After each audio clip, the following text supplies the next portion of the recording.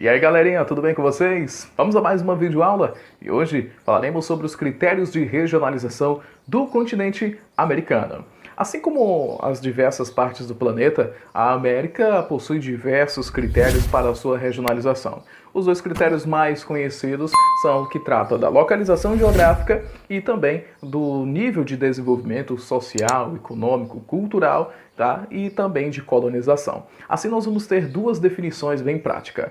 Com relação à localização geográfica, nós vamos ter a América do Norte, América Central e América do Sul. Já quando a análise for nos critérios de desenvolvimento econômico, social, colonização, dentre outros, nós vamos ter a América Latina e a América Anglo-Saxônica. Com relação à configuração do território americano, formada por duas grandes extensões de terras unidas por uma estreita faixa, nós vamos ter a divisão por critério geográfico. E assim nós vamos ter a América do Norte, América Central e América do Sul. Assim, a América do Norte ela corresponde a 55% do continente e está localizada totalmente no hemisfério norte. Essa porção do continente é formada por 3 países independentes e por uma possessão europeia, que é a Groenlândia, administrada pela Dinamarca. Os países que compõem, além da Groenlândia, que é administrada pela Dinamarca, nós temos os Estados Unidos, o Canadá e ainda o México. A América Central é uma estreita faixa de terras que liga a América do Norte à América do Sul. A América Central ela corresponde a cerca de 2% do continente e é a porção constituída por uma parte continental e outra insular. A primeira, o istmo, que liga as duas grandes porções de terra e abriga 7 países independentes, e a outra parte ela representa e está formada por um conjunto de ilhas, as famosas ilhas do Caribe. E a América do Sul? Bem, a América do Sul, onde está localizado o território brasileiro, ela corresponde a cerca de 43% do continente e tem suas terras nos 2 hemisférios, já que ela é cortada pela linha do Equador. Sua porção continental é formada por 12 países independentes e uma possessão europeia, a Guiana Francesa, como o próprio nome nos afirma, administrada pela França. E assim, de acordo com a localização geográfica, é bem fácil nós distinguirmos qual parte do continente americano determinado país se situa. Por exemplo, os Estados Unidos na América do Norte, a Costa Rica na América Central e o Brasil na América do Sul. Uma das principais regionalizações do continente americano trata-se da origem dos colonizadores, tá? E também do aspecto de desenvolvimento social e econômico. Assim, nós vamos ter aí, de acordo com os principais países que colonizaram aí a América do Norte, nós vamos ter a América Latina, de origem do próprio latim, enquanto que nós vamos ter aí a América Anglo-Saxônica.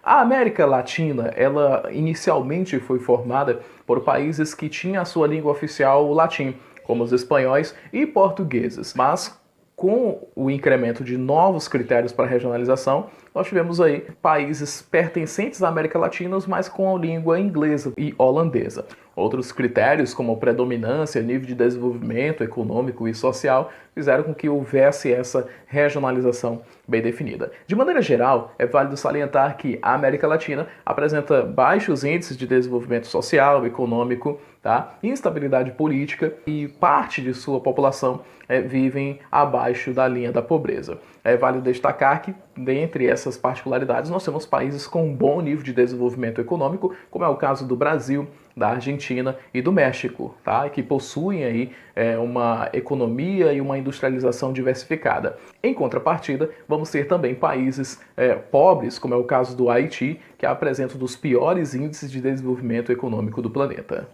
A América Anglo-Saxônica ela é formada por Estados Unidos e Canadá, e esses 2 países são os mais desenvolvidos quando falarmos do critério econômico e desenvolvimento. Assim, levando em consideração esses aspectos e os indicadores do continente, Estados Unidos e Canadá são os mais desenvolvidos. A América Anglo-Saxônica deve-se ao fato, por exemplo, dessa colonização ter iniciado pela Inglaterra, mesmo que tendo influência também de outros povos europeus. Podemos citar a região do Quebec, no Canadá, onde se tem o idioma oficial, o francês. Por quê? Essa região foi colonizada inicialmente pelos franceses e até hoje guarda traços dessa cultura. E se pleiteia até a separação do Canadá de maneira geral.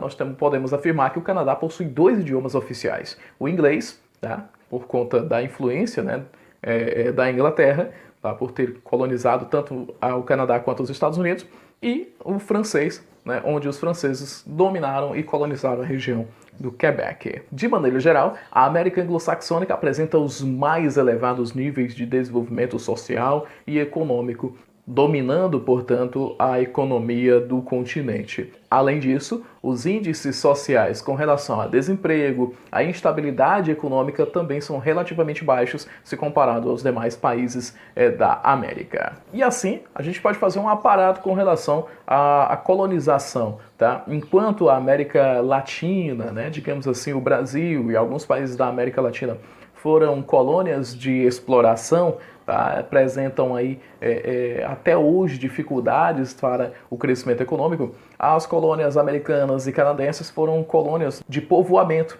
onde os ingleses foram para cuidar e cultivar essas terras. E assim, né, não houve aí a exploração tão intensa como ocorreu no território brasileiro, por exemplo. E isso facilitou, portanto, o crescimento econômico, o desenvolvimento dessas regiões. É válido lembrar que nós temos também essa divisão com relação à colonização. Temos as colônias de exploração, principalmente as latinas, como é o caso do Brasil, e as colônias de povoamento, como é o caso aí, portanto, da América anglo-saxônica, mais precisamente falando de Estados Unidos e Canadá. Como o idioma é influência, é um dos aspectos culturais de influência do colonizador, nós vamos ter alguns idiomas no território americano, como por exemplo o português, na região do Brasil, tá?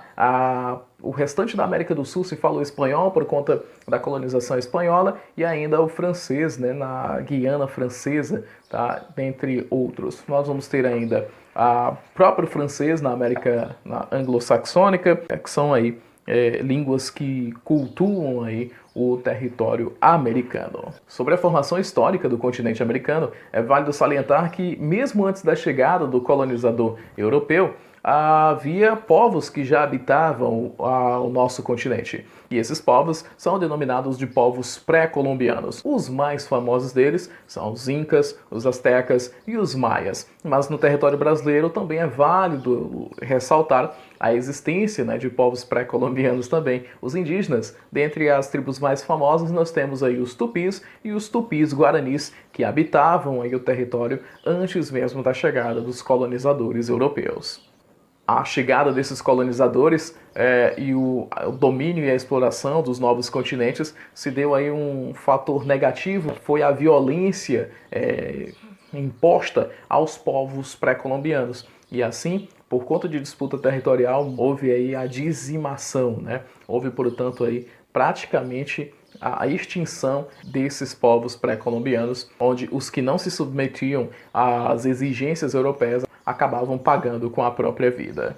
A conquista do continente se deu aí por meados do século XVI, né, com as grandes navegações, onde Portugal, Espanha e a Inglaterra se lançaram ao mar para a conquista de novos territórios. A população que aqui já existia, a população aborígene, né, o termo aborígene ele significa aquele que é nativo do lugar, né, aquele que habita e descende dos povos que viveram em determinado local, tá? Então, esses povos eles foram exterminados, né, do continente, foram exterminados decorrentes aí de tanta violência impostos pelos europeus. E assim, nós tivemos a partilha também da América, né? Se você analisar o mapa anterior, né, o mapa de séculos atrás, né, o Brasil, colônia de Portugal, os demais países, colônia da Espanha e colônia da Inglaterra. Então, o continente americano, ele também foi aí totalmente dividido entre as grandes potências europeias. E a partir do século XVIII se dá o início aí da emancipação dos países, né, um a um foram conquistando aí a independência, né, como, né, temos aí a história do Brasil, que conquista a sua independência em 1822, tá? Mas também antes já tínhamos a independência da Argentina, vale citar a independência dos Estados Unidos, né? E consequentemente, a nova configuração do território americano com a independência, entre aspas, né, porque mesmo independentes, digamos assim, esses países não conseguiram se livrar da dependência econômica da Europa. E os povos e as culturas, né, de nosso território? Vamos falar especificamente do Brasil, né, mais ao sul, assim como determinadas regiões também da colônia do norte, mas nós temos os povos indígenas, né, que já habitavam aí o território americano, mais precisamente também podemos falar dos povos pré-colombianos na América Central e América do Norte. Nessa conjuntura nós vamos ter também aí os povos de origem europeia que vieram, né, que migraram aí, portanto, para as terras americanas, e ainda os africanos, né, os negros que foram escravizados. Essa forma aí, portanto, o tripé, né, da base da formação cultural e também a formação do povo da sociedade americana, tá? Isso falo do continente americano. É válido salientar que a cultura, ela pode se transformar, né? Nós temos hoje um aspecto de globalização que modifica aquela cultura que anteriormente era de um modo tradicional e hoje pode se tornar de um modo mais moderno, a exemplo dos indígenas no território brasileiro. Hoje temos índios altamente modernos, usando a tecnologia de computadores, informática e etc., né? Vivendo bem diferente do passado, onde eles viviam basicamente da caça e da pesca. Ou também é válido salientar que a cultura